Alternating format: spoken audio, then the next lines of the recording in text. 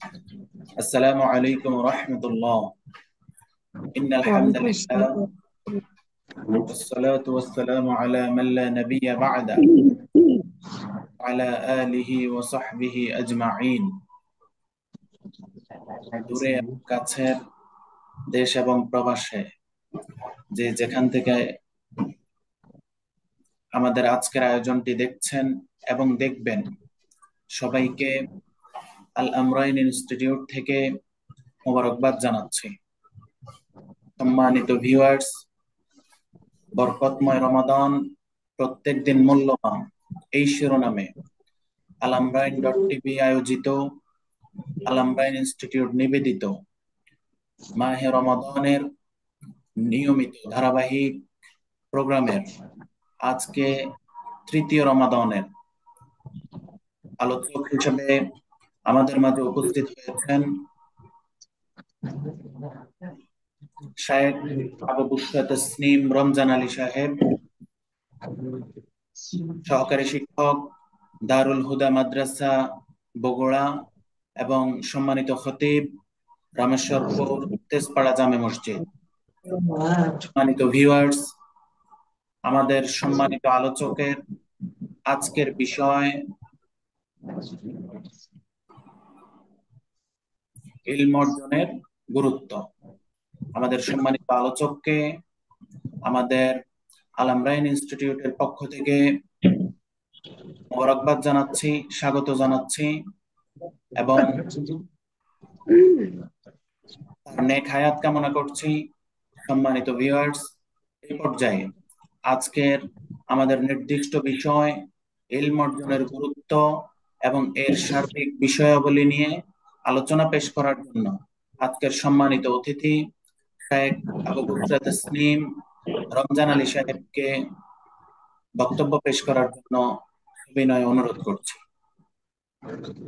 আসসালামু আলাইকুম ওয়া রাহমাতুল্লাহি ওয়া বারাকাতুহু। ইন্নাল হামদালিল্লাহি ওয়াহদা ওয়াসসালাতু ওয়াসসালামু আলা মান লা নাবিয়্যা বা'দা। আউযু বিল্লাহি মিনাশ শাইতানির রাজীম। ইয়ারফা'িল্লাহু আল্লাযীনা আমানু মিনকুম ওয়াল্লাযীনা উতুল ইলমা দারাজাত। ওয়া ক্বালা an-নাবিয়্যু সাল্লাল্লাহু আলাইহি ওয়াসাল্লাম তালাবুল ইলমি ফারিদাতুন আলা কুল্লি মুসলিম। আলহামদুলিল্লাহ, প্রশংসা মাত্রই আল্লাহ সুবহানাহু ওয়া তাআলার, যে মহান প্রতিপালক আমাদেরকে দ্বীন ইসলামের ইলম অর্জন করার তৌফিক দিয়েছেন, তার শুকরিয়া আলহামদুলিল্লাহ। সালাত এবং সালাম সর্বশেষ এবং শ্রেষ্ঠ রাসূলের প্রতি, যার উপরে আল্লাহ তাআলা এই সর্বশ্রেষ্ঠ ইলমকে নাজিল করে আমাদের দ্বীন ইসলামকে পরিপূর্ণতা দিয়েছেন, তার প্রতি সালাত এবং সালাম সাল্লাল্লাহু আলাইহি ওয়াসাল্লাম। আল্লাহ তাআলার প্রশংসা, নবী সাল্লাল্লাহু আলাইহি ওয়াসাল্লামের সালাত এবং সালামের পর আমি প্রথমে শুকরিয়া আদায় করি আল আমরাইন ইনস্টিটিউট এর পক্ষ থেকে, যারা এই আয়োজনের ব্যবস্থা করেছেন। আল্লাহ যেন তাদেরকে উত্তম প্রতিদান দান করেন, আল্লাহুম্মা আমিন। আর আমরা যারা এই আলোচনা করছি, শুনছি এবং শুনবো, আল্লাহ যেন আমাদেরকে সঠিক কথাগুলো জানার, বোঝার এবং সে অনুসারে চলার আল্লাহ আমাদেরকে তৌফিক দান করেন, আল্লাহুম্মা আমিন। আমার কথা ক্লিয়ার শুনতে পাচ্ছেন কি?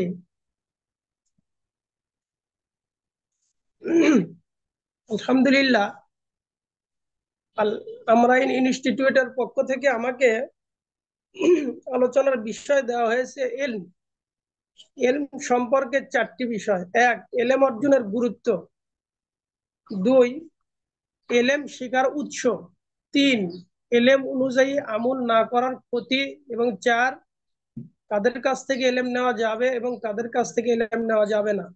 আমি উল্লিখিত পয়েন্টগুলোতে নির্দিষ্ট সময়ের মধ্যে কোরআন এবং সুন্নাহ থেকে আলোচনা রাখার চেষ্টা করব ইনশাআল্লাহ। আল্লাহ যেন আমাকে সঠিক কথাগুলো বলার তৌফিক দান করেন, আল্লাহুম্মা আমিন। আমার আলোচনার প্রথম পয়েন্ট, ইলম অর্জনের গুরুত্ব। ইলম অর্জনের গুরুত্বকে আমি 2টি অংশে বিভক্ত করব।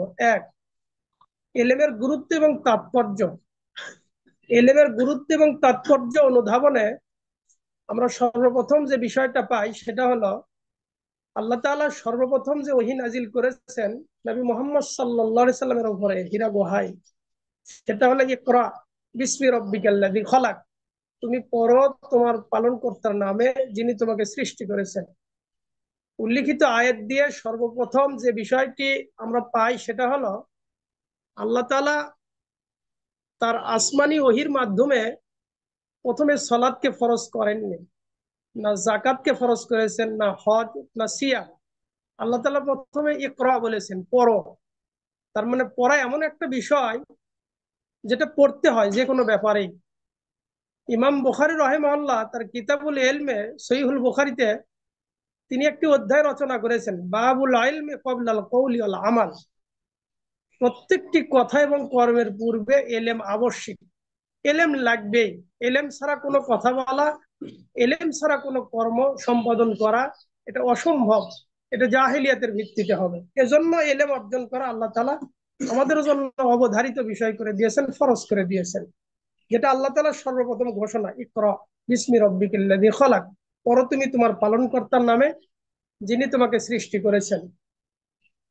আল্লাহ তাআলা এই এলেম অর্জন যারা করবে তাদের সম্মান, মান, মর্যাদার কথা কোরআনুল কারীমে উল্লেখ করেছেন। আল্লাহ বলেন সূরা জুমারের 9 নম্বর আয়াতে আল্লাহ বলেন, কুল হাল ইয়াস্তাবিল্লাযীনা ইয়ালামুনা ওয়াল্লাযীনা লা ইয়ালামুন।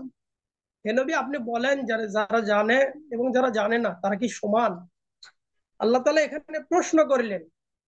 এই আয়াতের বর্ণনা ভঙ্গিতে পাওয়া যায় যে যারা জানে এবং যারা জানে না তারা সমান নয়। কিন্তু আল্লাহ তাআলা প্রশ্ন করলেন, যারা জানে আর যারা জানে না তারা কি সমান? এর মাধ্যমে বোঝা যায় প্রশ্নের একটা ধরন হলো, এটাকে বলা হয় ইস্তেফহামি ইনকারি, মানে প্রশ্ন করে কোনো বিষয়কে তুচ্ছ জ্ঞান করা। সেটা কি?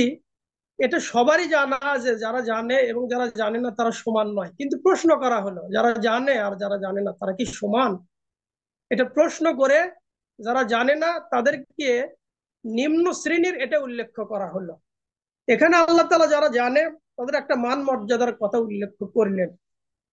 আল্লাহ তাআলা জ্ঞানীদের সম্মান, মান মর্যাদা দিতে গিয়ে অন্যত্রে বলেন, ইয়ারফাইল্লাহুল্লাযীনা আমানু মিনকুম ওয়াল্লাযীনা উতুল ইলমা দারাজাত। আল্লাহ তাআলা দুই শ্রেণীর ব্যক্তির মান মর্যাদা অনেক উন্নত করেন। এক, আল্লাযীনা আমানু মিনকুম, তোমাদের মধ্য থেকে যারা ঈমানদার। দুই, ওয়াল্লাযীনা উতুল ইলমা দারাজাত, আর যাদেরকে আল্লাহ তাআলা জ্ঞান, যাদেরকে আল্লাহ তাআলা ইলম শিক্ষা দিয়েছেন, এই দুই শ্রেণীর ব্যক্তির মান মর্যাদা আল্লাহ কেমন করেন? আল্লাহ বলেন ইয়ারফাইল্লাহু, আয়াতের শেষে দারাজাত, আল্লাহ তাদের অনেকগুলো মর্যাদা উন্নীত করেন। অত্র আয়াত দিয়ে ইলম অর্জনের গুরুত্ব এবং তাৎপর্য বোঝা যায়। আল্লাহ তাআলা কোরআনুল কারীমে সূরা আল ইমরানের 18 নম্বর আয়াতের মধ্যে বলেন, শাহিদাল্লাহু আন্নাহু লা ইলাহা ইল্লাহু। আল্লাহ তাআলা নিজেই নিজের ক্ষেত্রে সাক্ষ্য দিচ্ছেন যে আল্লাহ ছাড়া সত্যিকারে কোনো ইলাহ নেই। আল্লাহ হলেন একমাত্র ইলাহ, তিনি প্রকৃত ইলাহ। আল্লাহ তাআলা এরপর বলেন, ওয়াল মালাইকা ওয়া উলুল ইলম কাইমান বিল কিসত। তাহলে আল্লাহ সাক্ষ্য দেন যে আল্লাহ ছাড়া কোনো ইলাহ নেই, তিনি একমাত্র, তিনি কেবলমাত্র, তিনি প্রকৃত হক বা সত্য ইলাহ। আল্লাহ তাআলার এই বাক্যর সাক্ষ্য দানকারী আরো কারা? আল্লাহ বলেন ওয়াল মালাইকা, সমস্ত মালাইকা, সমস্ত ফেরেশতারা এই সাক্ষ্য দেন। ওয়া উলুল ইলমি কাইমান বিল কিসত, যারা ন্যায় নিষ্ঠতার সাথে ইলম অর্জন করেছে, আল্লাহ যাদেরকে ইলম দিয়েছেন তারাও এই সাক্ষ্য প্রদান করে। কি সাক্ষ্য? লা ইলাহা ইল্লা হুয়াল আজিজুল হাকিম, নেই কোনো প্রকৃত সত্তা তিনি ছাড়া, তিনি একমাত্র সত্তা, তিনি প্রকৃত সত্তা, তিনি আজিজ এবং তিনি হাকিম। অত্র আয়াতগুলি দিয়ে আমরা যে বিষয়টা স্পষ্ট করতে চাচ্ছি, এলেমের গুরুত্ব এবং তাৎপর্য। এলেম আল্লাহ তাআলা অর্জন করার জন্য আদেশ করেছেন। আমার প্রথম আয়াত সূরা আলা, দ্বিতীয় আয়াত সূরা জুমার, আল্লাহ তাআলা বললেন যারা জানে যারা জানে না তারা কি সমান? আমার 3 নম্বর আয়াত সূরা মুজাদালা এর 11 নম্বর আয়াত, আল্লাহ বলেন যারা ঈমানদার এবং যারা যাদেরকে এলেম জ্ঞান দেওয়া হয়েছে তাদের মান মর্যাদা আল্লাহ তাআলা বহুগুণে বৃদ্ধি করেন। 4, আল্লাহ তাআলা সাক্ষ্য দেন যে আল্লাহ হলেন একমাত্র ইলাহ। আল্লাহ তাআলার সাথে সাথে সাক্ষ্য দেন কারা? সমস্ত মালাইকা, ফেরেশতাগণ। তৃতীয় পর্যায়ে আল্লাহ তাআলা উল্লেখ করেছেন আল্লাহ যাদেরকে ইলম দিয়েছেন তারাও একথার সাক্ষ্য দেয়।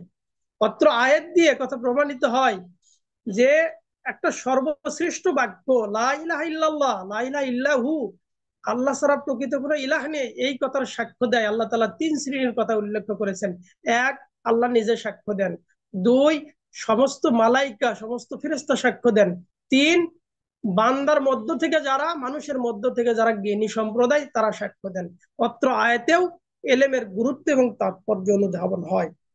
এতক্ষণ আমি কোরআনের আয়াত থেকে 4টি আয়াত দেখালাম, হাদিস থেকে কয়েকটি হাদিস। রাসূল সাল্লাল্লাহু আলাইহি সাল্লাম বলেন, তলাবুল ইলমি ফারিদাতুন আলা কুল্লি মুসলিম।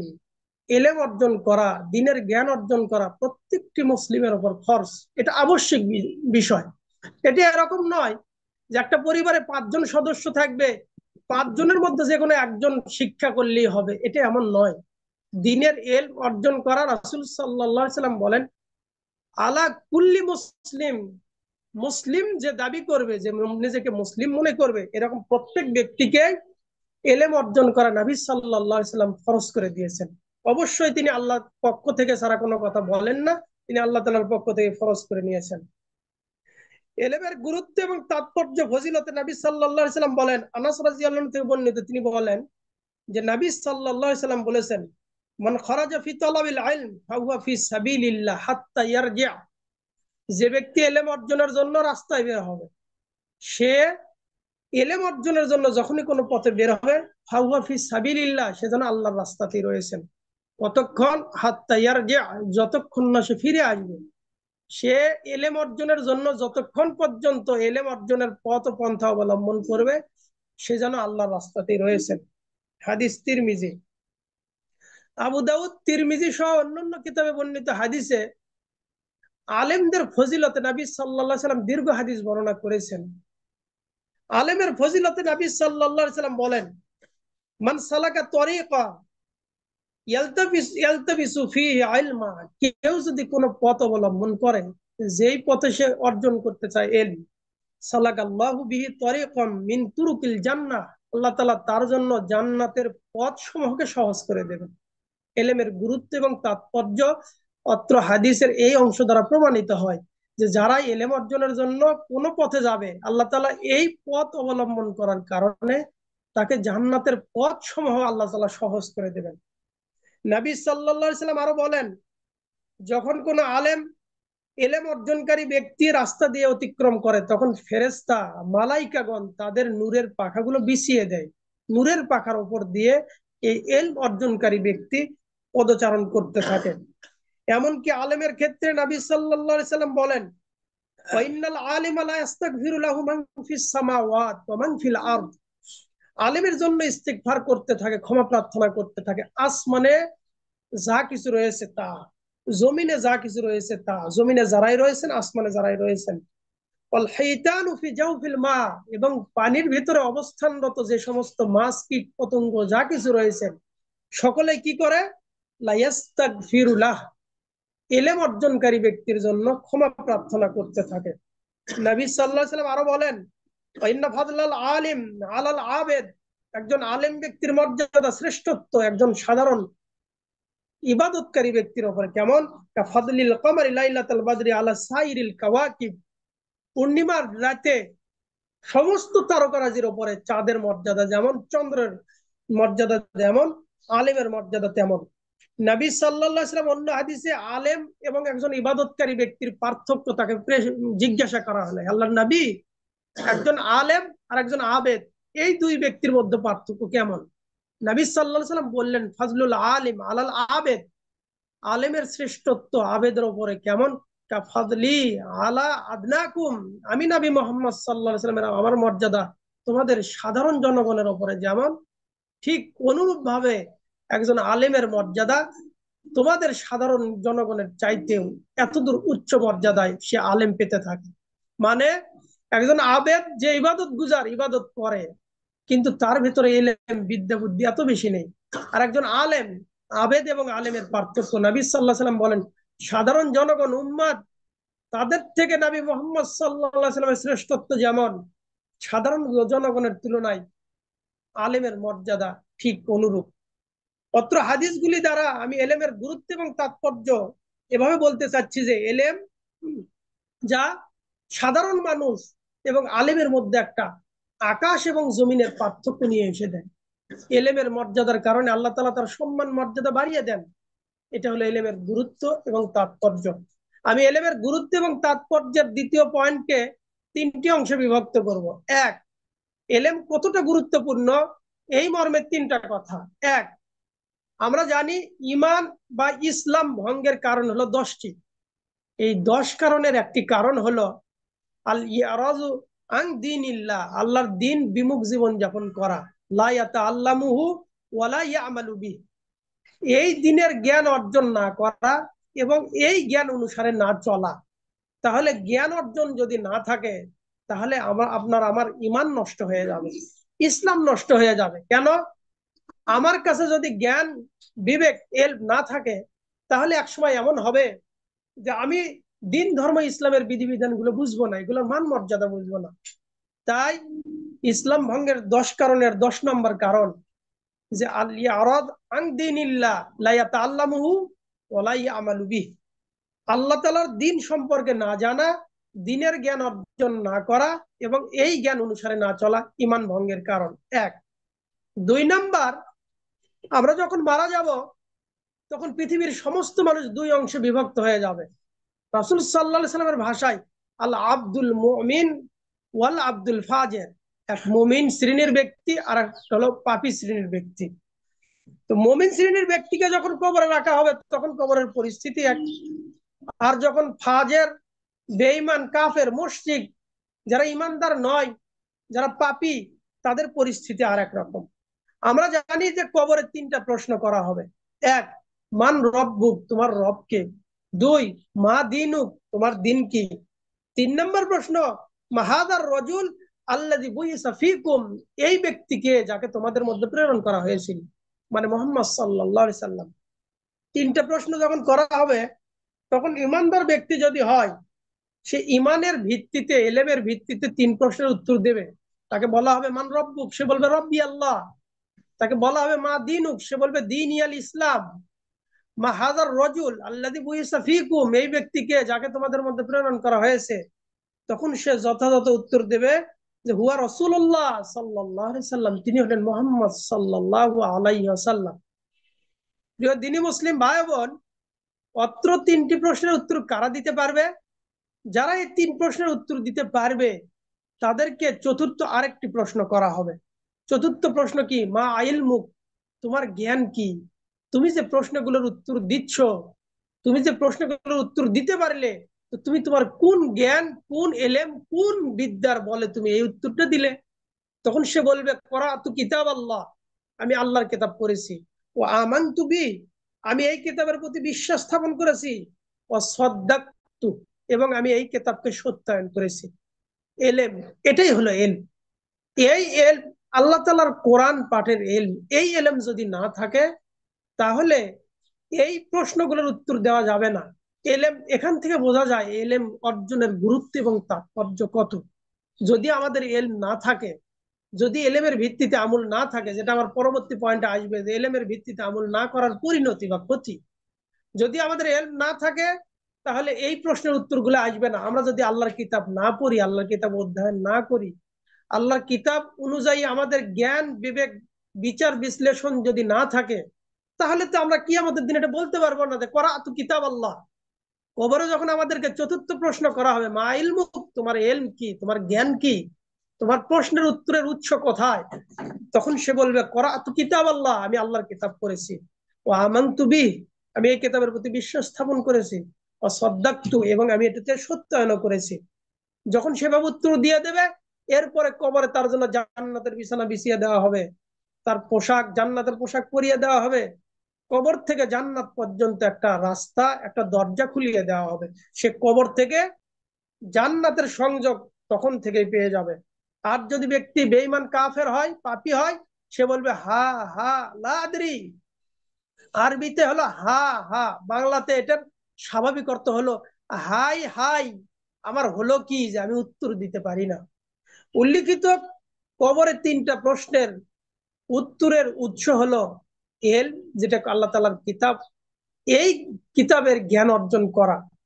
আমার 3 নম্বর পয়েন্ট, কিয়ামতের মাঠ যখন শুরু হবে, কিয়ামতের দিন আমরা যখন সবাই উপস্থিত হব, রাসূল সাল্লাল্লাহু আলাইহি সাল্লাম বলেন লা তাজালু কদামা আদম আদম সন্তানের, প্রত্যেক আদম সন্তানের দুই পা স্থির থাকবে ইয়াউমাল কিয়ামা মিন ইনদা রাব্বি, তার প্রতিপালকের সামনে কিয়ামতের দিন, হাত্তা ইউসআলা আন খামস, যতক্ষণ না সে পাঁচটা প্রশ্নের মুখোমুখি না হবে।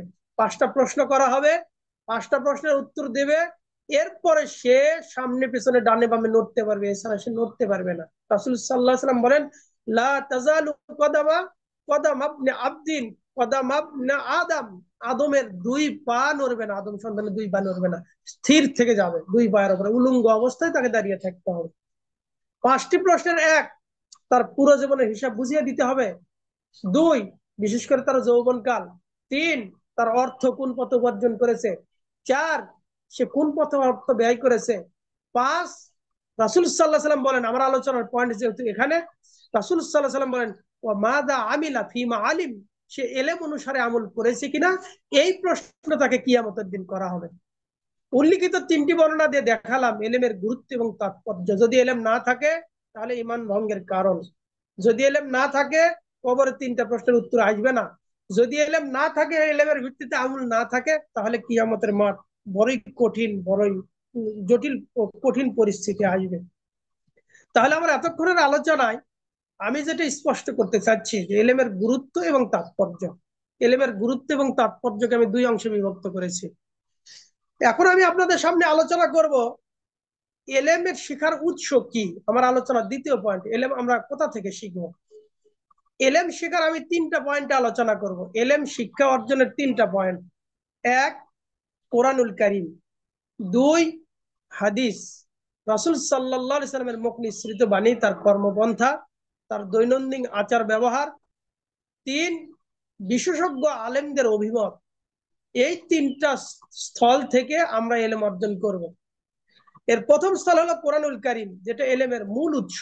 এমনকি আল্লাহ তাআলা এইটাই পড়তে আদেশ করেছেন। আল্লাহ বলেন, ইকরা বিসমি রাব্বিকাল্লাযী খলাক, তুমি পড়ো তোমার প্রতিপালকের নামে।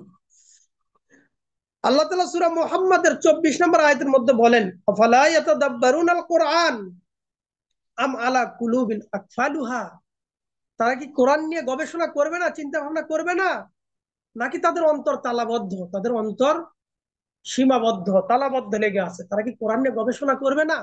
আল্লাহ তাআলা এখানে কোরআন নিয়ে গবেষণা করতে বলেছেন। ওসমান বিন আফফান রাদিয়াল্লাহু আনহু থেকে বর্ণিত, তিনি বলেন যে নবী সাল্লাল্লাহু আলাইহি সাল্লাম বলেছেন, খায়রুকুম মান তাআল্লামাল কুরআন ওয়া আল্লামা, যে ব্যক্তি কোরআন নিজে শিখে এবং অন্যকে শিক্ষা দেয়, সে হলো সর্বশ্রেষ্ঠ মানুষ।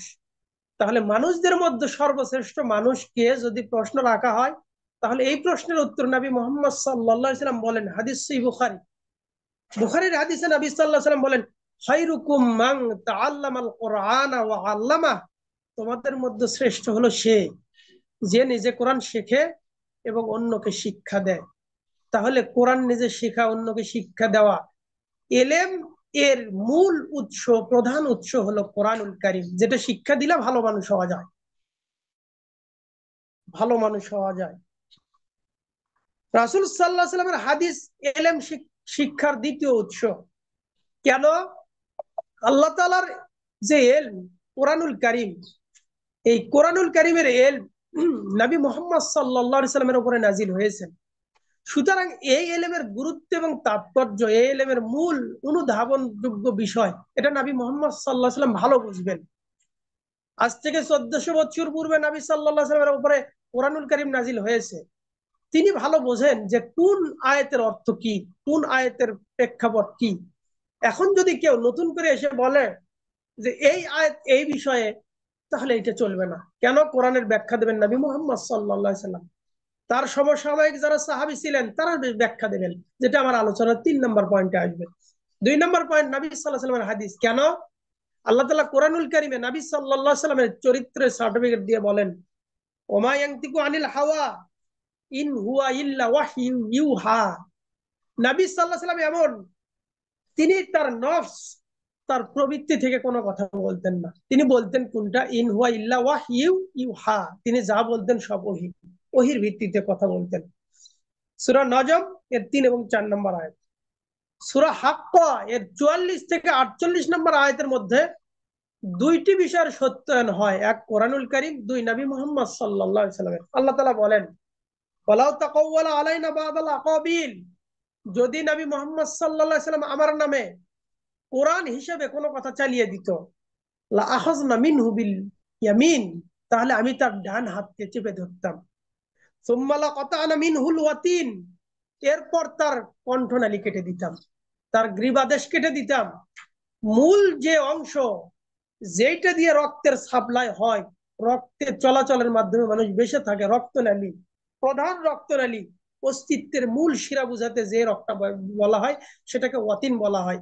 আল্লাহ তাআলা বলেন সুম্মালা কাতানা মিনহুল ওয়াতিন, যদি নবী মুহাম্মদ সাল্লাল্লাহু আলাইহি ওয়াসাল্লাম আমার নামে কোনো কথা চালাতেন, তাহলে আমি তার ডান হাত চেপে ধরতাম আর তার কণ্ঠনালীকে কেটে দিতাম। ফামা মিনকুম মিন আহাদিন আনহু হাজিজিন, আর তোমাদের মধ্যে কি আছে এমন যে আবার পাকড়াও থেকে নবী মুহাম্মদ সাল্লাল্লাহু আলাইহি সাল্লামকে রক্ষা করবে? ওয়া ইন্নাহু লাতাযকিরাতুন লিল মুত্তাকিন, আর এটা মুত্তাকিদের জন্য একটা উপদেশ বাণী। উল্লেখিত আয়াতগুলিতে নবী মুহাম্মদ সাল্লাল্লাহু আলাইহি সাল্লামের চারিত্রিক সার্টিফিকেট দেওয়া হয়েছে। তিনি আল্লাহর নামে কোনো কথা চালাতেন না, আল্লাহ তাকে যা বলতে বলেছেন তিনি তাই বলতেন, এর কম বেশি করতেন না। এই খিয়ানত তার দ্বারা ছিল না। আল্লাহ তাআলা আয়াত যে উদ্দেশ্যে নাজিল করেছেন, এই উদ্দেশ্য বাস্তবায়ন নবী মুহাম্মদ সাল্লাল্লাহু আলাইহি সাল্লাম করেছেন। আর হাদিস কোরআনেরই ব্যাখ্যা, কোরআনের বাস্তব নমুনা, যেটা কোরআন নাজিল হয়েছে, নবী সাল্লাল্লাহু আলাইহি সাল্লাম বাস্তবিক আমল, প্র্যাকটিক্যাল আমল করে দেখিয়ে দিয়েছেন। আনাস বিন মালিক রাদিয়াল্লাহু আনহু থেকে মুরসাল সূত্রে বর্ণিত হাদিস, যে রাসূল সাল্লাল্লাহু আলাইহি সাল্লাম বলেছেন, তারাকতু ফিকুম আমরাইন, আমি তোমাদের মধ্যে দুইটা বিষয় রেখে যাচ্ছি। লান তাদিল্লু মা তামাসসাকতুম বিহিমা, তোমরা যদি এই দুইটা বিষয়কে আঁকড়ে ধরতে পারো, তাহলে তোমরা কখনো গোমরা হবে না, পথভ্রষ্ট হবে না। এক, কিতাবাল্লাহ ওয়া সুন্নাত রাসূলি, এক আল্লাহ তাআলার কিতাব, দুই নবী মুহাম্মদ সাল্লাল্লাহু আলাইহি সাল্লামের সুন্নাহ। তাহলে এলেমের উৎস প্রথমত কোরআন, দ্বিতীয় নবী সাল্লাল্লাহু আলাইহি সাল্লামের সুন্নাহ। এখান থেকে আমাদেরকে এলেম নিতে হবে। আমরা যদি এই এলেমটা কোরআন এবং সুন্নাহ থেকে নেই, তাহলে বিশ্বের যে কোনো প্রান্তে থেকে যে কোনো মাসালায় সবাই একমত হয়ে যাবে। নিজের বুঝ চলবে না, সালাফদের বুঝ চলবে।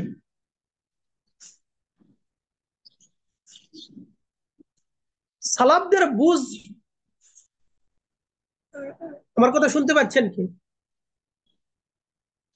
সালাফদের বুঝ, নবী সাল্লাল্লাহু আলাইহি ওয়াসাল্লামের উপস্থিত সাহাবীরা যে পরিস্থিতি ছিল, তারা যেটা বুঝতো, সেই বুঝ অনুসারে আমাদেরকে এই বুঝ নিতে হবে।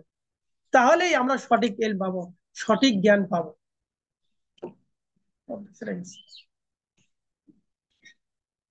তিন নম্বর পয়েন্ট, যে এলেমটা নিতে হবে বিশেষজ্ঞ ওলামা একরামের কাছ থেকে, যারা কোরআন সুন্নাহর অগাধ জ্ঞান অর্জন করেছেন, তাদের কাছ থেকে নিতে হবে। কেন? তারা কোরআনের ব্যাখ্যা বুঝেছেন, কোরআনের অর্থ অনুধাবন করেছেন, নবী সাল্লাল্লাহু আলাইহি ওয়াসাল্লামের হাদিসের অনুধাবন করেছেন। কোরআনে সব বিষয়ের বিস্তারিত বর্ণনা পাওয়া যাবে না, হাদিসেও হতে পারে এমনও বিষয় সমসাময়িক সমস্যা আসবে যেটা হাদিসেও হুবহু এই বিষয়ে থাকবে না। উদাহরণস্বরূপ, আল্লাহ তাআলা 5 ওয়াক্ত সালাত ফরজ করেছেন, ফজর, জোহর, আসর, মাগরিব, ইশা। তো কোন সালাত কয় রাকাত, এটা নবী সাল্লাল্লাহু আলাইহি ওয়াসাল্লাম প্র্যাকটিক্যাল আমল করে দেখিয়ে দিয়েছেন। এরপর নবী সাল্লাল্লাহু আলাইহি ওয়াসাল্লামের হাদিস থেকে আমরা সমাধান পেলাম, কিন্তু এমনও বিষয় থাকতে পারে যেটা নবী সাল্লাল্লাহু আলাইহি ওয়াসাল্লামের হাদিসে নেই। যেমন আমরা মোবাইল ব্যবহার করি, আনুষঙ্গিক যে বিষয়গুলো ব্যবহার করি, এগুলো না কোরআনে না হাদিসে সরাসরি এভাবে রয়েছে। তাহলে বিশেষজ্ঞ আলেম ওলামা যারা রয়েছেন, তারা এখান থেকে গবেষণা করে বের করে এর ভালো মন্দ দিকগুলো আমাদের সামনে উপস্থাপন করবে। তাহলে 3 নম্বর পয়েন্ট, যারা বিশেষজ্ঞ আলেম, রাসূল সাল্লাল্লাহু আলাইহি ওয়াসাল্লামের পরে উপস্থিত সাহাবীরা ছিলেন, এর পরে পরবর্তী ক্রমে, পর্যায়ক্রমে যারা এই ইলম অর্জন করবে, তাদের কাছ থেকে ইলমটা নিতে হবে। আল্লাহ তাআলা বলেন, ওয়ামা ইউশাকিকুর রাসূলা মিন বাদি মা তাবায়্যানা লাহুল হুদা, যারা নবী সাল্লাল্লাহু আলাইহি ওয়াসাল্লামের বিরুদ্ধাচরণ করবে হিদায়াত স্পষ্ট হওয়ার পর, ওয়ায়াত্তাবি গায়রা সাবিলিল মুমিনিন, এবং মুমিনদের পথ ছেড়ে ভিন্ন পথ এবং মত অবলম্বন করবে, মুমিনদের পথ ছেড়ে ভিন্ন পথ। তাহলে প্রথম কথা, নবী সাল্লাল্লাহু আলাইহি ওয়াসাল্লামের পথ অনুসরণ করা। দ্বিতীয়ত, মুমিনদের পথ অনুসরণ করা। মুমিন কারা? মুমিনদের সিরিয়ালে সর্বপ্রথম আসবে যারা সাহাবী, যারা রাসূল সাল্লাল্লাহু আলাইহি ওয়াসাল্লামের সাথে ছিল, তারা। তো তাদের পথ ছেড়ে যদি ভিন্ন পথ নেয়, আল্লাহ বলেন নুয়াল্লিহি মা তাওয়াল্লা, তারা যেদিকে যেতে চায় আমি তাদেরকে সেদিকেই পাঠাবো। ওয়া নুসলিহি জাহান্নাম ওয়া সাআত মাসিরা, তাদেরকে আমি জাহান্নামে নিক্ষেপ করব, এবং তাদের শেষ পরিণাম হলো জাহান্নাম। নবী সাল্লাল্লাহু আলাইহি সাল্লাম বলেন যে এই উম্মত কোন একটা বিষয়ে, আমার এই উম্মত কোন একটা বিষয়ে গোমরাহির ক্ষেত্রেও আল্লাহ তাআলা এক করবেন না। এটা এমন হবে না যে একটা বিষয় পুরো বিশ্বের উম্মত সবাই একমত হয়ে যাবে, তারা গোমরাহিতে চলে যাবে, এটা হতে পারে না। তার মানে এর ভিতরে বিশেষজ্ঞ ব্যক্তি থাকবে, যারা শরীয়ত জ্ঞান রাখবে, তাদের কাছ থেকে ইলম অর্জন করতে হবে। রাসূল সাল্লাল্লাহু আলাইহি সাল্লাম মুআয বিন জাবাল রাদিয়াল্লাহু আনহুকে যখন ইয়ামানে পাঠিয়েছিলেন, সেই সময় অনেকগুলো ওসিয়ত করেছিলেন। তার মধ্যে একটা কথোপকথন নবী সাল্লাল্লাহু আলাইহি সাল্লাম বলেছেন, মুআয, তোমার সামনে যখন কোনো বিষয় আসবে তখন তুমি কিভাবে ফয়সালা দেবে? তখন তিনি বলেছিলেন, আল্লাহ তাআলার কিতাব দিয়ে ফয়সালা দেব। এরপরে তুমি যদি কোরআনে না পাও তাহলে কিভাবে ফয়সালা দেবে? তখন মুআয রাদিয়াল্লাহু আনহু বলেছিলেন, আমি ফতোয়া দেব নবী সাল্লাল্লাহু আলাইহি সাল্লামের হাদিস থেকে। রাসূল সাল্লাল্লাহু আলাইহি সাল্লাম বলেছিলেন, যদি হাদিসেও না পাওয়া যায়, তখন তিনি বলেছিলেন যে আমি ওই বিষয়ে গবেষণা করে বের করব, ইজতিহাদ করব, চেষ্টা প্রচেষ্টা করে কোরআন সুন্নাহর জ্ঞানের সার নির্যাস দিয়ে আমি ওটার সিদ্ধান্ত বের করব। হাদিসের বর্ণনায় নবী সাল্লাল্লাহু আলাইহি সাল্লাম তাকে তার বুকে আঘাত করলেন, বুকে আঘাত করে বললেন, আলহামদুলিল্লাহিল্লাযী ওয়াফাকা রাসূলা রাসূলিল্লাহ লিমা ইয়ারদি রাসূলুল্লাহ। আল্লাহ তার রাসূলের যে বার্তাবাহক অর্থাৎ মুআজকে আল্লাহ তৌফিক দান করুক, তাকে ওইভাবে সিদ্ধান্ত জানানোর তৌফিক দান করুক, সেভাবে সিদ্ধান্ত জানালে আল্লাহ সন্তুষ্ট হবে। আমার এই পয়েন্টের আলোচনার সার সংক্ষেপ। দ্বিতীয় পয়েন্ট, এলম শিখার উৎস কি? এলম শিখার উৎস হলো তিনটি। এক, কোরআন। দুই, সুন্নাহ, রাসূল সাল্লাল্লাহু আলাইহি ওয়াসাল্লামের হাদিস। তিন, বিশেষজ্ঞ যারা আলেম, যারা কোরআন সুন্নাহয় অভিজ্ঞ, তাদের কাছ থেকে এলেম নিতে হবে। এখানে একটি সতর্কবাণী যে আমরা এই এলেম অর্জন করতে গিয়ে কোনো আলেমের পক্ষপাতিত্ব নেব না। আমরা অনেক সময় পক্ষপাতিত্ব নিয়ে কথা বলি যে তাহলে এই আলেম কি ভুল করলো, সে আলেম কি ভুল করলো, এইটা বলা যাবে না। এখানে দেখতে হবে কোন আলেমের কথা কোরআন এবং সুন্নাহর সাথে মিলে, ওটা আমাদেরকে নিতে হবে। আল্লাহ তাআলা বলেন, ইয়া আইয়ুহাল্লাযীনা আমানু, হে ঈমানদারগণ, আতিউল্লাহ ওয়া আতিউর রাসূল ওয়া উলিল আমরি মিনকুম, হে ঈমানদারগণ, তোমরা আল্লাহর অনুসরণ করো, নবী মুহাম্মদ সাল্লাল্লাহু আলাইহি ওয়াসাল্লামের অনুসরণ করো, এবং তোমাদের মধ্যে যারা উলুল আমর, যারা জ্ঞানী, তাদের তোমরা অনুসরণ করো। এরপর আল্লাহ তাআলা বলেন, ফাইন তানাযাতুম ফি শাই, যদি কোনো ব্যাপারে উলুল আমরদের মধ্যে মতভেদ সৃষ্টি হয়ে যায়, একই বিষয়ে বিভিন্ন জন বিভিন্নটা বলে, তখন আল্লাহ তাআলা বলেন, ফারুদ্দুহু ইলাল্লাহি ওয়ার রাসূল, তাহলে তোমরা আল্লাহ এবং আল্লাহর রাসূলের দিকে ফিরে যাও। ইন কুনতুম তুমিনুনা বিল্লাহি ওয়াল ইয়াউমিল আখির, যদি তোমরা আল্লাহতে বিশ্বাসী হও, পরকালে বিশ্বাসী হও। যালিকা খায়রু ওয়া আহসানু তা'বিলা, এটাই হলো শ্রেষ্ঠ, এটাই হলো সর্বোত্তম পন্থা। তাহলে আলেমদের দোহাই দিয়ে চলা এইটা নয়। বিশেষজ্ঞ আলেম ঠিক, একটা বিষয়ে তিনজন আলেম তিন কথা বলতে পারে, এখন আমরা কি করব? এখন আমাদেরকে আবারও তদন্ত করতে হবে তিন আলেমের মধ্যে কোন আলেমের কথাটা কোরআন এবং সুন্নাহর সাথে বেশি মুআফিক, বেশি সামঞ্জস্যপূর্ণ, এটা আমাদেরকে গ্রহণ করতে হবে। আল্লাহ আমাদেরকে ইলম অর্জনের সঠিক পথ পন্থা অবলম্বন করে ইলম অর্জন করার তৌফিক দান করুন, আল্লাহুম্মা আমিন। আমার আলোচনার 3 নম্বর পয়েন্ট, ইলম অনুযায়ী আমল না করার ক্ষতি কি? যারা ইলম অনুযায়ী আমল করবে না, তাদের জন্য ভয়াবহ পরিস্থিতি রয়েছে। আল্লাহ তাআলা বলেন,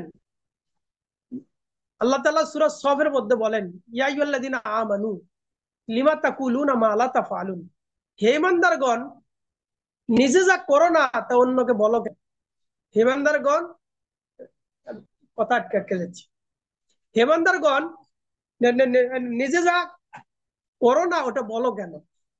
এরপর আল্লাহ বলেন, কাবুরা মাকতান ইনদাল্লাহ, এটা আল্লাহ তাআলার কাছে অতীব জঘন্য, অতীব নিকৃষ্ট, আন তাকুলু মা লা তাফআলুন, তোমরা যেটা বলো কিন্তু নিজেরা করো না। এলেম রয়েছে ঠিক, আমি মানুষকে উপদেশ দেই, আতা'মুরুনান নাস ওয়া তানসাউনা আনফুসাকুম, তোমরা মানুষদেরকে আদেশ করো কিন্তু পাশাপাশি নিজেরাই ভুলে যাও, এইটা চলবে না। নিজেরাই ভুলে যাও, নিজেদের কথা ভুলে যাও। অনুরূপ ভাবে সূরা হুদ আল্লাহ তাআলা বলেন, হুদ আলাইহিস সালামের কাহিনী, হুদ আলাইহিস সালামের কথাকে নকল করে হুদ আলাইহিস সালাম বলেছেন, হে আমার জাতির লোকজন, আমি তোমাদেরকে এমন কোন বিষয়ের আদেশ করি কিন্তু নিজেই আবার এটার উল্টা করব, এটা হতেই পারে না। ইব্রাহিম নাখি রাহিমাহুল্লাহ, তার সম্পর্কে একটা বর্ণনা ইবনু কাসির রাহিমাহুল্লাহ উল্লেখ করেছেন। তিনি উল্লেখ করে বলেন, ইব্রাহিম নাখি রাহিমাহুল্লাহ কোরআনুল কারীমের এই তিন জায়গায় আয়াতের কারণে তিনি মানুষকে ওসিয়ত করতে ভয় পেতেন। এর মধ্যে এই আয়াতগুলো, সূরা সফ এর এই আয়াত, এরপরে সূরা হুদ এর 88 নম্বর আয়াত, সূরা বাকারা এর 23-24 এই কাছাকাছি এই আয়াত, অথবা 43 নম্বর আয়াত। তো আল্লাহ তাআলার এই তিন জায়গার আয়াতের কারণে ইব্রাহিম নাখি রাহিমাহুল্লাহ তিনি উপদেশ দিতে ভয় পেতেন যে আমি এলেম অনুসারে মানুষকে বলি অথচ নিজেই উল্টা করি, এটা তো আল্লাহর কাছে ভয়াবহ। আল্লাহ তো এটা অপছন্দ করেন, আল্লাহ তো এটা পছন্দ করেন না। তাহলে এলেম অনুযায়ী আমল না করার ভয়াবহ পরিস্থিতি কি? আল্লাহ তাআলা কোরআনুল কারীমে অন্যত্র বলেন, মাসালুল্লাযিনা হুম্মিলাত তাওরাহ, তাদের দৃষ্টান্ত, যাদেরকে তাওরাত দেওয়া হয়েছিল তাদের দৃষ্টান্ত কেমন? সুম্মা লাম ইয়াহমিলুহা কামাসালিল হিমারি ইয়াহমিলু আসফারা, তাদের দৃষ্টান্ত গাধার মতো। গাধা কি? গাধা বুঝতে পারে না যে তার পেটে কি রয়েছে, সে ভালো মন্দ কোনো পার্থক্য করতে পারে না। অনুরূপ ভাবে আলেম যদি এলেম অনুসারে না চলে, তাহলে এর উদাহরণ আল্লাহ তাআলা গাধার সাথে উল্লেখ করেছেন। এলেম অনুসারে আমল যারা করবে না, কিয়ামতের দিন তাদের ভয়াবহ পরিস্থিতি হবে। রাসূল সাল্লাল্লাহু আলাইহি সাল্লাম বলেন, কিয়ামতের দিন এমন একজন ব্যক্তিকে নিয়ে আসা হবে, নিয়ে আসার পর তার পেট থেকে নারী ভুঁড়িগুলো বের হয়ে যাবে। নারী ভুঁড়িগুলো বের হয়ে যাওয়ার সাথে সাথে ওই ব্যক্তি নারী ভুঁড়ির চতুর্পাশে ঘুরতে থাকবে। রাসূল সাল্লাল্লাহু আলাইহি সাল্লাম দৃষ্টান্ত উপস্থাপন করে বলেন, গাধা যেমন তার চাকির চতুর্পাশে ঘোরে, আগেকার দিনে তেল মারাইয়ের জন্য যেভাবে ব্যবহার করা হতো, ধান মারাইয়ের জন্য ব্যবহার করা হতো, এভাবে একজন ব্যক্তি তার নারী ভুঁড়ির চতুর্পাশে ঘুরতে থাকবে। তখন কিয়ামতের মাঠে অন্যান্য ব্যক্তিরা তার কাছে চলে আসবে, এসে বলবে, হে ব্যক্তি, তোমার পরিস্থিতি কেন? আলাইসা কুনতা তা'মুরু বিল মা'রুফ ওয়া তানহা আনিল মুনকার, তুমি কি সেই ব্যক্তি নও যে আমাদেরকে ভালো কাজের আদেশ করতে, মন্দ কাজ থেকে নিষেধ করতে? তুমি কি সেই ব্যক্তি নও? ফায়াকুল, তখন এই ব্যক্তি বলবে, যে এলেম অনুসারে চলেনি, অন্যদেরকে ভালো উপদেশ দিয়েছে, নিজে ভালো উপদেশ মতো চলেনি, তখন সে বলবে, কুনতু আমুরকুম বিল মা'রুফ ওয়ালা আতি, আমি তো তোমাদেরকে ভালো কাজের আদেশ দিয়েছি কিন্তু আমি যে ভালো কাজ করিনি। ওয়া আনহাকুম আনিল মুনকার ওয়া আতি, আমি মন্দ কাজ থেকে তোমাদেরকে নিষেধ করেছি কিন্তু এই মন্দ কাজে আমি নিপতিত হয়েছি, এলেম অনুসারে চলিনি। ভালো কাজের আদেশ মানুষকে দিতাম কিন্তু এই ভালো কাজ অনুসারে আমি চলতাম না, মানুষকে অন্যায় কাজ থেকে নিষেধ করতাম কিন্তু নিজে এই অন্যায় কাজ থেকে বিরত থাকতাম না।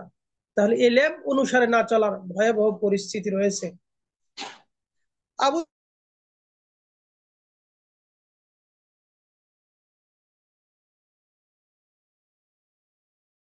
দারদা রাদিয়াল্লাহু আনহু বলেন, এই ভয় আলেমদের পদস্খলন, আলেমের পদস্খলন হবে।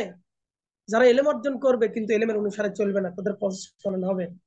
ইবনে কাইয়্যিম রাহিমাহুল্লাহ বলেন, এলেম, আমুলবিহীন এলেম এর দৃষ্টান্ত হলো একটা বিষাক্ত তীরের মতো, যেই তীর ইমিতুল কলবা ওয়া ইমুতুদ্দিন, ইমিতুল কলবা ওয়া ইমিতুদ্দিন, যেই বিষাক্ত তীর তার কলবকে হত্যা করে দেবে, দিনকে হত্যা করে দেবে।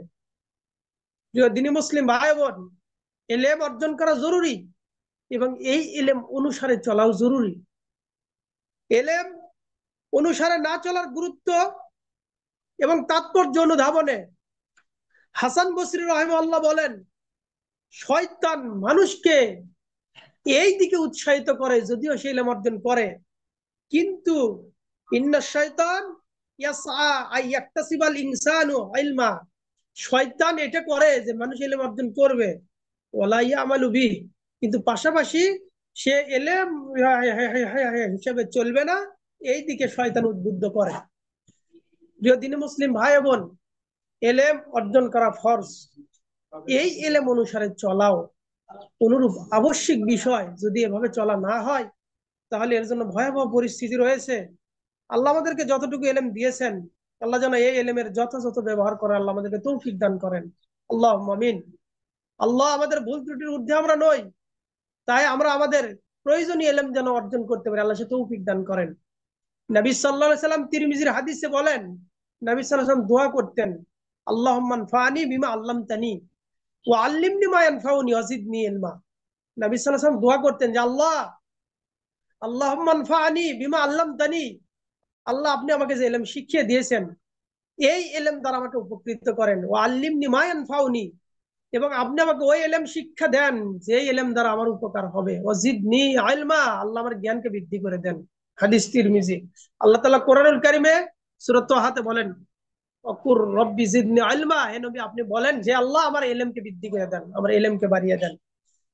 আমার আলোচনার সর্বশেষ পয়েন্ট, যেই পয়েন্টে দুইটা বিষয় থাকবে, এল কাদের কাছ থেকে নেব, কাদের কাছ থেকে নেব না, কাদের কাছ থেকে এলেম নেওয়া যাবে, কাদের কাছ থেকে এলেম নেওয়া যাবে না। এলেম যাদের কাছ থেকে নেওয়া যাবে এরকম আমি তিনটা পয়েন্টে আলোচনা করব। এক, আহলুস সুন্নাহ ওয়াল জামাআহ এর অনুসারী আলেমদের কাছ থেকে নিতে হবে, যারা কোরআন সুন্নাহর অনুসারী, যারা নিজে এলেম অর্জন করেছে, এলেম অনুসারী চলে, এরকম ব্যক্তির কাছ থেকে এলেম নিতে হবে। আল্লাহ তাআলা বলেন, ফাসালু আহলা যিকরি ইন কুনতুম লা তা'লামুন, তোমরা জিজ্ঞাসা করো আহলে জিকিরদের কাছে, যাদের এই জিকিরের জ্ঞান রয়েছে, আহলুজ জিকির যারা, যাদের কোরআন সুন্নাহর জ্ঞান রয়েছে, ইন কুনতুম লা তা'লামুন, যদি তোমরা না জানো, তোমাদের না জানা বিষয়গুলো, এই বিষয়ের জ্ঞান অর্জন তোমরা আহলে জিকিরের কাছ থেকে করে নাও, যাদের কোরআন সুন্নাহর জ্ঞান রয়েছে। দুই, সঠিক আকীদা এবং আমলের অধিকারী ব্যক্তিদের কাছ থেকে নিতে হবে, যাদের এলেমও আছে পাশাপাশি আমলও রয়েছে। এলেম আছে আমল নাই, তার কাছ থেকে এলেম নেওয়া যাবে না। ইমাম বুখারী রাহিমাহুল্লাহর জীবনী থেকে একটা ঘটনা পাওয়া যায়। তিনি হাদিস সংগ্রহের জন্য এক ব্যক্তির কাছে চলে গেলেন, গিয়ে দেখলেন সে একটা খালি পাত্র নিয়ে তার সেই পশু প্রাণীকে ধোঁকা দিচ্ছিল। সে খালি পাত্র দিয়ে ডাকছে যে আসো আসো এদিকে আসো। ইমাম বুখারী রাহিমাহুল্লাহ দেখলেন এই ব্যক্তি তার বাহনকে ডাকছে, তার পশুকে ডাকছে, পাত্রে কোনো খাবার নেই। যে ব্যক্তি পশুকে ধোঁকা দিতে পারে তার মানে সে ব্যক্তি পশুর পাশাপাশি মানুষকেও ধোঁকা দিতে পারে, তাই তার কাছ থেকে তিনি হাদিস না নিয়ে তিনি সেখান থেকে চলে গেলেন। উল্লিখিত ঘটনা দ্বারা বোঝা যায় এলেমের সাথে আমলের সমন্বয় থাকতে হবে। আল্লাহ তাআলা বলেন, মাইয়ুরিদিল্লাহু বিহি খায়রা ইউফাক্কিহু ফিদ্দিন, আল্লাহ যার কল্যাণ চান তাকেই কেবল দিনের বুঝ দান করেন, সে দিনের বুঝ পায় এবং দিনের বুঝ অনুসারে চলে, সুতরাং তার কাছ থেকে এলেম নিতে হবে। 3 নম্বর পয়েন্ট, তাকওয়াবান আমলদার নির্ভরযোগ্য ব্যক্তিদের কাছ থেকে নিতে হবে। রাসূল সাল্লাল্লাহু আলাইহি সাল্লাম এই মর্মে একাধিক বর্ণনা দিয়েছেন, সেখান থেকে আমাদেরকে এলেম নিতে হবে।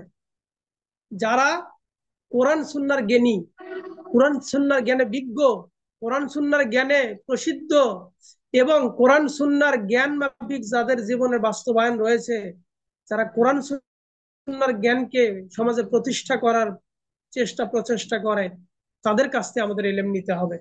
এখন আমরা ইলম নিব না কার কাছ থেকে, এই পয়েন্ট বলে আমি আমার আলোচনা শেষের দিকে নিয়ে আসবো ইনশাআল্লাহ। যাদের কাছ থেকে ইলম নেওয়া যাবে না, এক, বিদআতীদের কাছ থেকে ইলম গ্রহণ করা যাবে না। যারা বিদআতী তাদের কাছ থেকে ইলম নেওয়া যাবে না।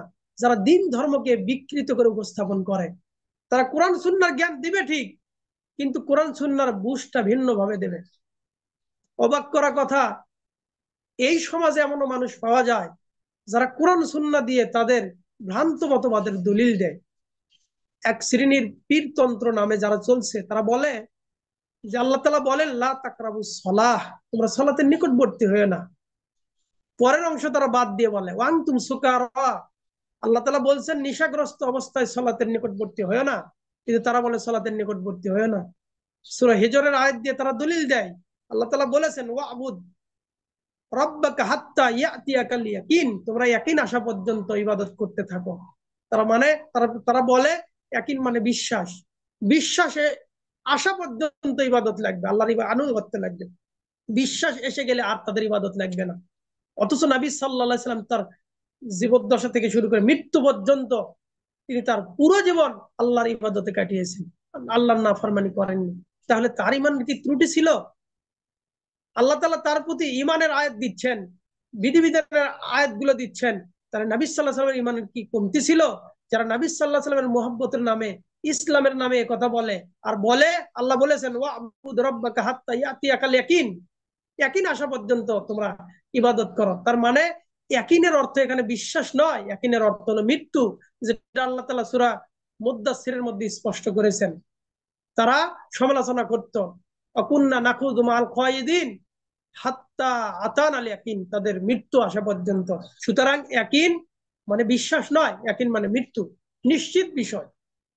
তাহলে যারা কোরআন সুন্নাহর জ্ঞান অনুসারে নিজেদের জীবন বাস্তবায়ন করে, কোরআনের বিকৃতি ঘটায় না, বিদআত প্রতিষ্ঠা করে না, শিরক সমাজে প্রতিষ্ঠা করে না, তাদের কাছ থেকে ইলম নিতে হবে। আর যারা বিদআতের সাথে সংযুক্ত, শিরকের সাথে সংযুক্ত, তাদের কাছ থেকে ইলম নেওয়া যাবে না। 1 নম্বর পয়েন্ট। 2 নম্বর পয়েন্ট, মিথ্যাবাদী অবিশ্বাসী ব্যক্তিদের কাছ থেকে ইলম নেওয়া যাবে না। রাসূল সাল্লাল্লাহু আলাইহি ওয়াসাল্লাম বলেন, ইয়াকুনু ফি আখিরিজ জামান, শেষ জামানায় এমন কিছু মানুষ আসবে, দাজ্জালুনা কাযাবুন, যারা মিথ্যুক, তারা প্রতারক, তারা ধোঁকাবাজ, ইয়াতুনাকুম মিনাল আহাদিস, তারা তোমাদের কাছে এমন কিছু হাদিস বলবে, বিমা লাম তাসমাউ আনতুম ওয়ালা আবাউকুম, তারা এমন কিছু কথা বলবে, এমন কিছু হাদিস বলবে যা তোমরা নিজেরাও শোনোনি, তোমাদের বাপ দাদা পূর্বপুরুষও শোনেনি। রাসূল সাল্লাল্লাহু আলাইহি ওয়াসাল্লাম বলেন, ফাইয়াকুম ওয়া ইয়াহুম, তাদের থেকে তোমরা বিরত থাকো, তাদের থেকে তোমরা সতর্ক সাবধান থেকে যাও, তাদের কাছ থেকে ইলম নেওয়া যাবে না। আল্লাহ আমাদেরকে হেফাজত করুক, আল্লাহুম্মা আমিন। 3 নম্বর পয়েন্ট, যাদের কাছ থেকে ইলম নেওয়া যাবে না, যারা কোরআন সুন্নাহর বিরোধী কথা বলে, তাদের কাছ থেকে ইলম নেওয়া যাবে না। সহিহ মুসলিমের মুকাদ্দমাতে ইমাম মুসলিম রাহিমাহুল্লাহ, তিনি ইবনে সিরিন রাহিমাহুল্লাহর 2টা উক্তি নকল করেছেন। আমি 2টা উক্তি আপনাদের সামনে উপস্থাপন করব সহিহ মুসলিমের মুকাদ্দমা থেকে। মুহাম্মদ ইবনে সিরিন রাহিমাহুল্লাহ বলেন, ইন্না হাযাল ইলম দীনুন, এই যে ইলম, এই যে জ্ঞান, এইটাই হলো দ্বীন। এই যে দ্বীন, ধর্ম ইসলাম, এটা কি? এটা একটা জ্ঞানের ধর্ম, এটা এলেমের ধর্ম, এটা একটা জ্ঞান সমৃদ্ধ ধর্ম, এটা অজ্ঞতার ধর্ম নয়। আমরা জানি কথা যে আবু জাহালের নাম ছিল আবুল হাকাম, সে বিজ্ঞ, সে জ্ঞানী, সেই সময়ে সে একজন বিজ্ঞ ব্যক্তি ছিল। কিন্তু যখন ইসলামের জ্ঞান চলে আসলো, সে যখন ইসলামের জ্ঞানটা মেনে নিল না, নবী সাল্লাল্লাহু আলাইহি সাল্লাম তার নাম দিয়ে দিলেন আবু জাহাল। সে অজ্ঞ, সে মূর্খ, মূর্খ পণ্ডিত, সে মূর্খের পণ্ডিত।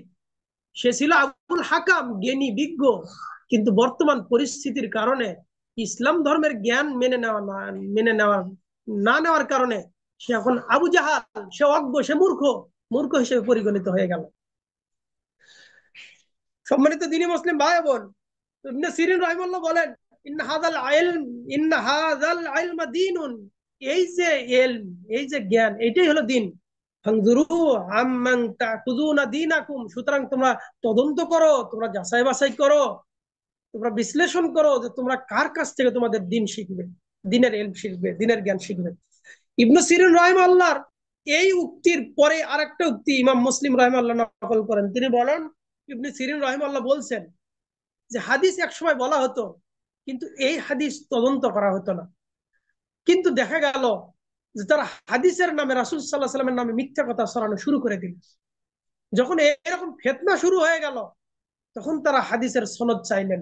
হাদিসের সনদ মানে হাদিসের সূত্র, হাদিসটা কে শুনেছে, তারপরে কে শুনেছে, এভাবে করে হাদিসের বর্ণনার সূত্র তারা জিজ্ঞাসা করতেন। ইবনে সিরিন রাহিমাহুল্লাহ বলেন, লাম ইয়াকুনু ইয়াসআলুন আনিল ইসনাদ, তারা ইসনাদ সম্পর্কে জিজ্ঞাসাবাদ করতো না। ফালাম্মা ওয়াকাতিল ফিতনা, যখন ফিতনা পতিত হয়ে গেল, যখন ফিতনা শুরু হয়ে গেল, হাদিসের নামে, রাসূল সাল্লাল্লাহু আলাইহি ওয়াসাল্লামের নামে মিথ্যা কথা বলা শুরু হয়ে গেল। ওয়ালু, তখন তারা বলতো, সাম্মুলানা রিজালাকুম, তোমরা যে হাদিস বলবে, এই হাদিসের সাথে তোমাদের হাদিসের সনদের যারা ব্যক্তি থাকবে, তাদের সম্পর্কে তোমরা বর্ণনা দাও, তাদের কথা তোমরা ব্যক্ত করো, কার মাধ্যমে হাদিসটা শুনেছো তার কথা বলো, সেই সমস্ত ব্যক্তির নাম তোমরা উল্লেখ করো। সাম্মুলানা রিজালাকুম, ওই সমস্ত ব্যক্তির নাম উল্লেখ করো। ফায়ুনযারু ইলা আহলি সুন্নাহ, যাদের নাম বলা হতো যে আমরা উমুকের কাছ থেকে শুনেছি, এরপরে সে তার কাছ থেকে শুনেছে, এভাবে বলা হতো। ইবনে সিরিন রাহিমাহুল্লাহ বলেন, ফায়ুনযারু ইলা আহলি সুন্নাহ, তখন দেখা হতো সে কি আহলুস সুন্নাহ, সে কি হাদিস সে কি আল্লাহ তাআলার বিধান অনুসারী জীবনযাপনকারী? এরকম যদি আহলুস সুন্নাহ হতো, তখন বলা হতো ফায়ুখাযু হাদিসুহুম, তখন তাদের হাদিসগুলো গ্রহণ করা হতো।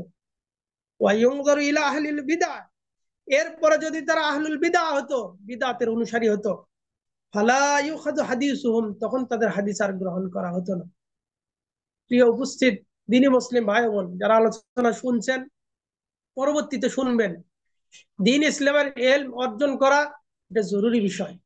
এই ইলম আমি কোথা থেকে নেব, কিভাবে নেব, এটা আমাকে পরিশুদ্ধ স্থল থেকে নিতে হবে। যদি এরকম পরিস্থিতি না হয়, তাহলে এলেম অর্জনে যদি ত্রুটি হয়ে যায়, তাহলে এই এলেম আমাদেরকে উপকার দেবে না, এই এলেম আমাদের উপকারের পরিবর্তে ক্ষতি সাধন করবে। আমার আলোচনা সর্বশেষ, আমি আলোচনার সারসংক্ষেপ বলতে চাচ্ছি। আমার আলোচনার প্রথম পয়েন্ট, এলেম অর্জনের গুরুত্ব। আমি এলেম অর্জনের গুরুত্বকে দুই অংশে বিভক্ত করেছি। এক, কয়েকটি পয়েন্টে এলেমের মাধ্যমে আল্লাহ তাআলা সম্মান মর্যাদা বৃদ্ধি করেন। এলেমের মাধ্যমে আল্লাহ তাআলা এলেম অর্জন করা আবশ্যক করে দিয়েছেন, নবী সাল্লাল্লাহু আলাইহি ওয়াসাল্লাম এলেম অর্জন করাকে ফরজ করে দিয়েছেন। আরেকটি পয়েন্ট আলোচনা করেছি, এলেম তিন ক্ষেত্রে জরুরি: নিজেদের ঈমান ইসলামকে টিকিয়ে রাখতে, দুই, কবরে তিনটে প্রশ্নের উত্তর দিতে, তিন, কিয়ামতের দিন যখন আমাদেরকে পাঁচটা প্রশ্ন করা হবে, এর মধ্যে একটা এলেম অনুসারে চলেছে কিনা। প্রথম পয়েন্ট। দ্বিতীয় পয়েন্ট, এলেমের উৎস কি। আমি এলেমের উৎসতে তিনটা পয়েন্ট উল্লেখ করেছি। এক, এলেমের প্রথম উৎস কোরআন, দ্বিতীয় উৎস সুন্নাহ, তৃতীয় উৎস বিশেষজ্ঞ আলেমগণ যারা কোরআন এবং সুন্নাহর বিশেষ জ্ঞানে জ্ঞানী এবং এই এলেমের সমন্বয় যাদের জীবনে রয়েছে। তৃতীয় পয়েন্টে আলোচনা করেছি এলেম অনুযায়ী আমল না করার ভয়াবহ পরিণতি। চতুর্থ পয়েন্টে আলোচনা, আমরা এই এলেম কাদের কাছ থেকে নেব, কাদের কাছ থেকে নেব না। আল্লাহ আমাদেরকে সঠিক কথাগুলো জানার, বোঝার এবং সে অনুসারে চলার তৌফিক দান করেন। আল্লাহুম্মা আমিন। আল্লাহ, যতটুকু আলোচনা করা হলো, আলোচনার ভুল ত্রুটি ক্ষমা করে দিয়ে সঠিক কথাগুলো আমাদেরকে সঠিক সময়ে অর্জন করা এবং সে অনুসারে আমাদেরকে চলার তৌফিক দান করেন। আল্লাহুম্মা আমিন। এই বলে আমি আমার কথা শেষ করছি। আলহামদুলিল্লাহ, লম্বা সময় থেকে ইলম অর্জনের গুরুত্ব, ইলম শিখার উৎস, ইলম অনুযায়ী আমল না করার পরিণতি, এবং কাদের কাছ থেকে ইলম নেওয়া যাবে এবং কাদের কাছ থেকে ইলম নেওয়া যাবে না, এই শিরোনামে আমাদের আজকের প্রোগ্রামের সম্মানিত অতিথি শেখ আবু বুশরা তাসনিম রমজান আলী সাহেব অত্যন্ত দলিল ভিত্তিক এবং তাত্ত্বিক আলোচনা পেশ করেছেন। আমরা আল্লাহ রাব্বুল আলামিনের কাছে আমাদের সম্মানিত শাইখের জন্য দোয়া করছি, আল্লাহ রাব্বুল আলামিন যেন তার ইলমে আরো বারাকা দান করেন, উম্মার জন্য তাকে আরো কল্যাণকামী বানিয়ে দেন। আমরা আল আমরাইন ইনস্টিটিউটের পক্ষ থেকে অনেক অনেক বেশি শুকরিয়া জানাচ্ছি আমাদের আজকের প্রোগ্রামের সম্মানিত অতিথিকে। সম্মানিত শ্রোতাবৃন্দ, আপনারা যারা আমাদেরকে এখন শুনছেন অথবা পরবর্তীতে শুনবেন, আমরাও আল্লাহর কাছে কামনা করছি আমরা যেন আমাদের দৈনন্দিন জীবনকে সাজানোর ক্ষেত্রে, পরকালীন জীবনকে কল্যাণময় করার ক্ষেত্রে, ইলম অর্জনের ক্ষেত্রে ইলমের গুরুত্ব বুঝে এবং কাদের কাছ থেকে ইলম নেওয়া যাবে কাদের কাছ থেকে নেওয়া যাবে না, ইলমের ব্যাপারে সতর্ক হয়ে আমরা আমাদের জীবনকে একটি কোরআন এবং সুন্নাহ ভিত্তিক ইলম দিয়ে আমাদের জীবনকে যেন সাজাতে পারি, আল্লাহ রাব্বুল আলামিনের কাছে সেই তৌফিক কামনা করছি।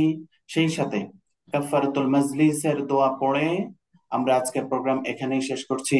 সুবহানাকাল্লাহুম্মা ওয়া বিহামদিক, আশহাদু আল্লা ইলাহা ইল্লা আনতা, আস্তাগফিরুকা ওয়া আতুবু ইলাইক। আসসালামু আলাইকুম ওয়া রাহমাতুল্লাহ।